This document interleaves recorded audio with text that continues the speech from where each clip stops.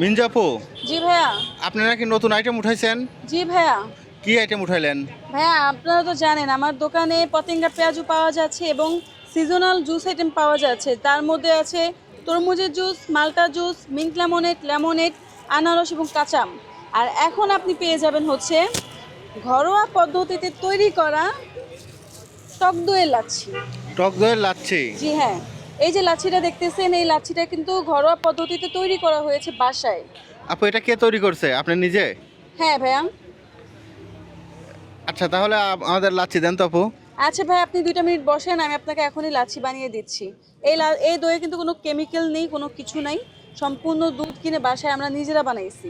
100% organic দই। জি হ্যাঁ। আপু লাচ্ছি কত করে? ভাই লাচ্ছির গ্লাস হচ্ছে 70 টাকা করে। 70 টাকা গ্লাস? জি।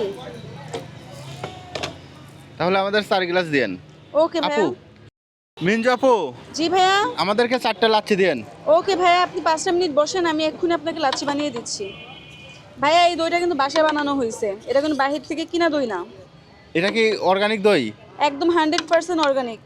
এটা কি আপনি নিজে তৈরি করছেন? জি ভাই, এটা দুধ কিনে বাসায় নিজে বানানো হয়েছে। আপু দই বানাতে কি কি লাগে? ভাই এগুলো তো বলা যাবে না, এগুলো ইউটিউব আছে, ইউটিউবে সার্চ করলে সবাই পেয়ে যাবে দই বানাতে কি কি লাগে। এখন আমি কিভাবে বানাইছি এটা তো আমি কখনোই বলবো না। এটা কি আপনার সিক্রেট ফর্মুলা? জি হ্যাঁ। আচ্ছা তাহলে বলেন আমাদের লাচ্ছি বানাতে কি কি লাগে?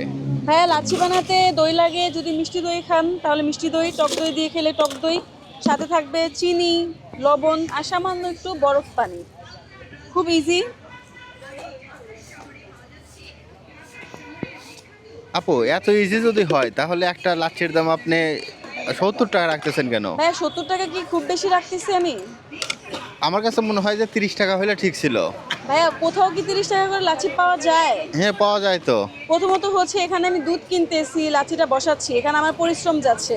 দেন আমার কারেন্ট বিল আছে, আমার আইসের বিল আছে, আমার পানির বিল আছে, সব কিছু ইনক্লুড করেই তো আমি হচ্ছে একটা প্রাইস বসাইছি, তাই না? এখানে কিন্তু ভাই খুব বেশি প্রফিট না।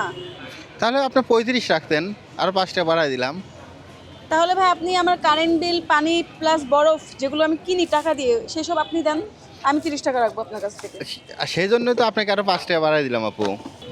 আপু জি ভাইয়া। খাবো লাচ্ছি, এর মধ্যে পানি মিশাচ্ছেন কেন? ভাইয়া দইয়ে লাচ্ছিতে একটু পানি মিশাতে হবে, নয়তো তো এটা ঘন হয়ে যাবে। আপু আপনার এই লাচ্ছির বিজনেসের আইডিয়া কিভাবে মাথায় আসলো? ভাইয়া আপনি তো জানেন যে আমার বড় বোন আসমা, তার দোকানে কিন্তু একটা টাইমে। কি বলেন, আপনি বড় বোন আসমা? হ্যাঁ, আমার বড় বোনের নাম তো আসমা। কি আসমা আপুর আপনি বোন? জি হ্যাঁ। কি বলেন? আপু আমি তো ভাবছিলাম যে আপনি আসমা আপুর ওইখানে কর্মচারী হিসেবে ছিলেন।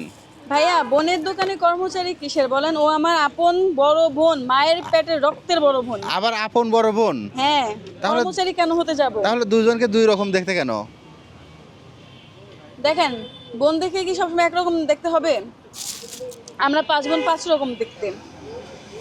হাতের আঙুল 5টা 5 রকম। জি হ্যাঁ। আপু তাহলে এই আমাদের কি লাচ্ছি হয়ে গেল? জি ভাইয়া, লাচ্ছি কমপ্লিট, এখন আমি সার্ভ করে দিচ্ছি আপনাদেরকে। এটা কত করে গ্লাস আপু? 70 টাকা গ্লাস ভাইয়া। 70 টাকা গ্লাস? জি।